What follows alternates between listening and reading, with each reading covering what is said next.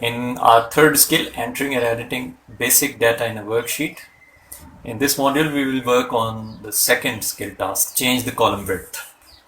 Let's move to Excel and use the file that we used in the previous module. Move your cursor between the columns A and B.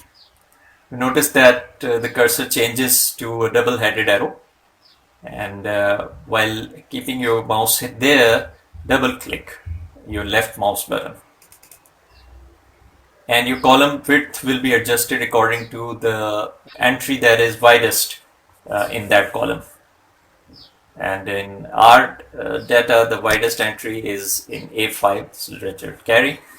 So the column width is adjusted according to that. You can manually drag this column and change the width as well. We will do that between B and C. Let's do that. Move your cursor between B and C, and then press your left mouse button. When you press your left mouse button, you see that there is a tooltip which says width is 8.11 and in pixels it's 80.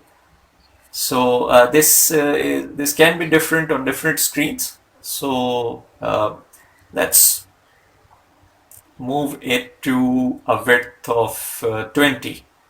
And for 20 on my screen the pixels is 187. On your screens the pixels can be different. Release your left mouse button and you can see that you have changed the width of the column. Now save this file, go to Backstage and click Save, and this overwrites the previous version of the file, and the latest with adjusted columns is saved on. You can now close this file while leaving the Excel application open for your next exercise.